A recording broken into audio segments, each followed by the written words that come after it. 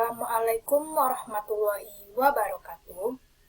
Perkenalkan, saya Elsintina dengan NIM 2106011 dari jurusan Ilmu Ekonomi, Fakultas Ekonomi, Universitas Negeri Padang. Baiklah, video ini saya buat untuk memenuhi tugas mata kuliah statistika dengan dosen pengampu Bapak Dr. Alphon Satrianto, SE, ME. Baiklah, pada kali ini, materi yang akan saya bahas ialah mengenai bab 6, yaitu tentang deret berkala dan peramalan. Apa sih yang dimaksud dengan deret berkala tersebut? Deret berkala merupakan sekumpulan data yang dicatat dalam satu periode waktu. Data berkala dapat membantu meramalkan kondisi masa mendatang. Peramalan kondisi masa mendatang bermanfaat untuk perencanaan produksi, pemasaran, keuangan, dan bidang lainnya. Deret berkala tersebut mempunyai 4 komponen, yaitu tren, variasi musim, variasi siklus, dan variasi yang tidak tetap. Apa yang dimaksud dengan tren tersebut?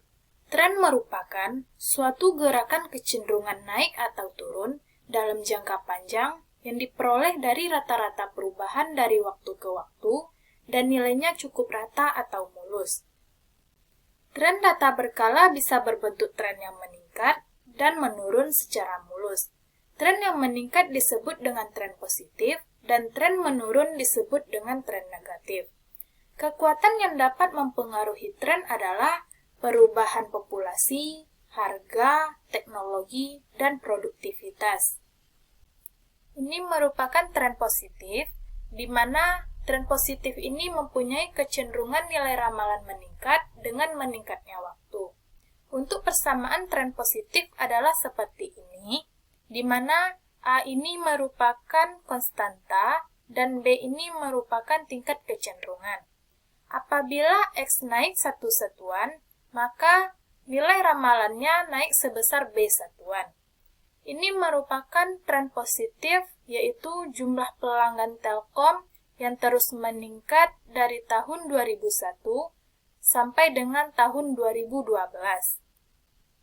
Ini merupakan tren negatif, di mana tren negatif ini mempunyai kecenderungan nilai ramalan menurun dengan meningkatnya waktu. Ini merupakan persamaan untuk tren negatif, di mana A ini merupakan konstanta dan B ini merupakan tingkat kecenderungan. Apabila X naik satu satuan, maka nilai ramalan akan turun sebesar B satuan. Ini merupakan contoh tren negatif, yaitu jumlah orang yang tidak bersekolah semakin menurun. Selanjutnya, metode analisis tren.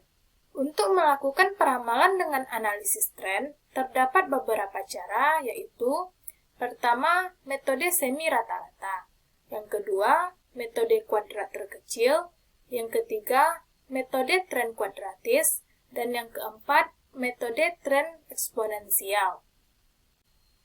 Yang pertama, metode semi rata-rata.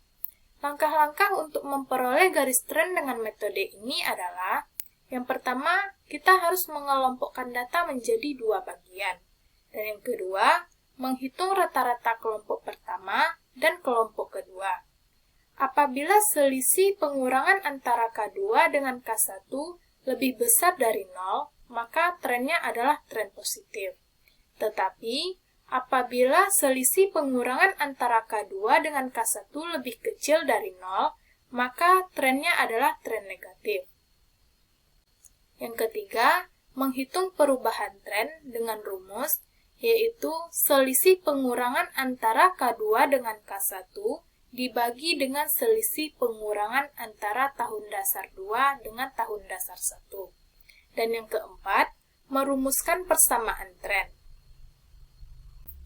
Ini merupakan contoh metode semi rata-rata, di mana persamaan tren tahun 2005 adalah 32,15 ditambah dengan 20,55x, di mana 32,15 ini merupakan nilai A atau konstanta, yaitu rata-rata hitung kelompok pertama. Dan 20,55 ini merupakan nilai perubahan tren. Sedangkan persamaan tren tahun 2008 yaitu 93,80 ditambah dengan 20,55x, di mana 93,80 ini merupakan nilai rata-rata hitung kelompok kedua. Dan 20,55 ini merupakan nilai perubahan tren. Yang kedua, metode kuadrat terkecil. Tren dengan metode kuadrat terkecil diperoleh dengan menentukan garis tren yang mempunyai jumlah terkecil dari kuadrat selisih data asli dengan data pada garis trennya. Rumus garis tren dengan metode kuadrat terkecil adalah seperti ini, di mana A ini merupakan nilai konstanta, B ini merupakan nilai kemiringan, dan X ini merupakan nilai periode tahun. Untuk memperoleh nilai A ini, maka rumusnya adalah sigma Y per N. Dan untuk memperoleh nilai B ini, rumusnya adalah sigma dari perkalian antara Y dengan X, lalu dibagi dengan sigma X kuadrat. Ini merupakan contoh metode kuadrat terkecil, di mana nilai konstantanya adalah 70,40, sedangkan nilai kemiringannya adalah 15,13. Jadi, persamaan trennya adalah 70,40 ditambah dengan 15,13x. Yang ketiga, metode tren kuadratis. Untuk tren yang sifatnya jangka pendek dan menengah, kemungkinan tren akan mengikuti pola linear. Namun, dalam jangka panjang, pola bisa berubah tidak linear. Metode kuadratis adalah contoh metode non-linear. Persamaan tren kuadratis yaitu seperti ini, di mana koefisien A, B, dan C dapat dicari dengan menggunakan rumus seperti ini. Ini merupakan contoh metode tren kuadratis, di mana nilai A-nya adalah 67,06 dan nilai B-nya adalah 15,13 dan nilai C-nya adalah 0,501. Jadi, persamaan tren kuadratisnya adalah 67,06 ditambah dengan 15,13x ditambah dengan 0,501x kuadrat. Dan yang keempat, metode tren eksponensial. Tren eksponensial merupakan suatu tren yang mempunyai pangkat atau eksponen dari waktunya. Persamaan tren eksponensial adalah seperti ini. Untuk mencari nilai A dan B, maka dapat menggunakan rumus seperti ini. Ini merupakan contoh metode tren eksponensial, di mana nilai A yang didapat yaitu 57,9 dan nilai B-nya adalah 0,29. Maka, persamaan tren eksponensialnya adalah 57,9 buka kurung 1 ditambah dengan 0,29 tutup kurung pangkat X. Selanjutnya, analisis variasi musim. Apabila tren berhubungan dengan jangka menengah dan jangka panjang, maka variasi musiman berhubungan dengan perubahan atau fluktuasi dengan musim-musim tertentu atau tahunan. Variasi musiman menjelaskan fluktuasi dalam satuan bulanan atau triwulan atau semester dalam satu tahun. Ini merupakan variasi musim produk pertanian, dan ini merupakan variasi inflasi bulanan, dan yang ini merupakan variasi harga saham harian. Ada beberapa metode perhitungan untuk mengetahui variasi musim, yaitu dengan mengetahui indeks musim. Metode tersebut adalah, yang pertama, metode rata-rata sederhana, yang kedua, metode rata-rata dengan tren, dan yang ketiga, metode rasio rata-rata bergerak. Yang pertama, variasi musim dengan metode rata-rata sederhana. Metode rata-rata sederhana mengasumsikan bahwa pengaruh tren dan siklus yang tidak beraturan tidak besar dan dapat dianggap tidak ada. Indeks musim hanya berdasarkan pada data aktual dan nilai rata-ratanya saja. Rumus indeks musim metode rata-rata sederhana adalah rata-rata per kuartal dikali 100 lalu dibagi dengan rata-rata total. Maka, berdasarkan data yang ada pada tabel ini, indeks musim pertama yaitu 137,83 dan indeks musim kedua yaitu 101,92 dan indeks musim ketiga yaitu 60,24. Yang kedua, variasi musim dengan metode rata-rata dengan tren. Metode rata-rata dengan tren adalah metode rata-rata yang disesuaikan dengan tren. Indeks musim pada metode rata-rata dengan tren merupakan perbandingan antara nilai data asli dengan nilai tren. Oleh sebab itu, nilai tren harus diketahui terlebih dahulu. Rumus indeks musim metode rata-rata dengan tren adalah nilai data asli dibagi dengan nilai tren, lalu dikali dengan 100. Yang ketiga, variasi musim dengan metode rasio rata-rata bergerak. Metode rasio rata-rata bergerak adalah metode yang dilakukan dengan cara membuat rata-rata bergerak selama periode tertentu.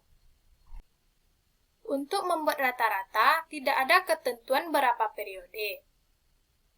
Nilai periode atau N bisa 2, 3, 4, atau 12, tergantung pada kondisi pengaruh fluktuasi musiman. Rumus indeks musim metode rasio rata-rata bergerak adalah nilai rasio dikali dengan faktor koreksi. Untuk memperoleh nilai rasio, maka rumusnya adalah data asli dibagi dengan data rata-rata bergerak. Sedangkan rumus untuk faktor koreksi adalah 100 dikali dengan N, lalu dibagi dengan jumlah rata-rata rasio selama N. Selanjutnya, analisis variasi siklus. Siklus merupakan suatu perubahan atau gelombang naik dan turun dalam suatu periode, dan berulang pada periode lain. Ingat bahwa komponen data berkala adalah Y sama dengan T dikali S dikali C dan dikali dengan I.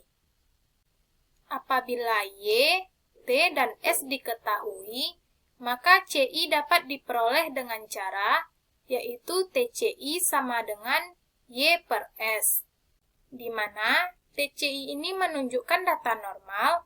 Untuk memperoleh faktor siklus, maka unsur tren atau T ini dikeluarkan dari data normal, sehingga faktor siklus berubah menjadi CI sama dengan TCI per T, di mana CI ini merupakan indeks siklus. Ini merupakan contoh indeks siklus. Selanjutnya, analisis gerak tak beraturan. Gerak tak beraturan merupakan sebuah perubahan berupa kenaikan dan penurunan yang tidak beraturan, baik dari sisi waktu dan lama dari siklusnya. Banyak penyebab dari gerakan tak beraturan, di antaranya adalah seperti perang, krisis, dan bencana alam. Pada bagian siklus, kita mendapatkan faktor siklus atau CI dan siklus atau C. Sehingga dari kedua nilainya kita mendapatkan I atau indeks dari gerak tak beraturan, di mana I ini sama dengan CI per C, yaitu indeks dari gerak tak beraturan sama dengan faktor siklus per siklus. Dan ini merupakan contoh gerak tak beraturan. Selanjutnya, penggunaan Excel. Yang pertama, kita memasukkan data Y dan data X pada sheet Excel, misalnya data Y di kolom A dan data X pada kolom B dari baris 1 sampai baris kelima. Dan langkah yang kedua, klik icon Tools, pilih Data Analysis, dan pilih Simple Linear Regression. Dan langkah yang ketiga, pada kotak data tertulis Y variabel sel rank, masukkan data Y dengan memblok kolom A atau A1 sampai dengan A5. Sedangkan pada kotak data tertulis X variabel sel rank, masukkan data X dengan memblok kolom B atau B1 sampai dengan B5. Dan langkah yang terakhir, klik OK, maka hasilnya akan keluar Y absen sama dengan A tambah B X, di mana A ini dinyatakan sebagai intercept dan B ini dinyatakan sebagai X variabel 1 pada kolom koefisien. Baiklah, itulah penjelasan mengenai materi bab 6, yaitu tentang deret berkala dan peramalan. Sekian dan terima kasih. Wassalamualaikum warahmatullahi wabarakatuh.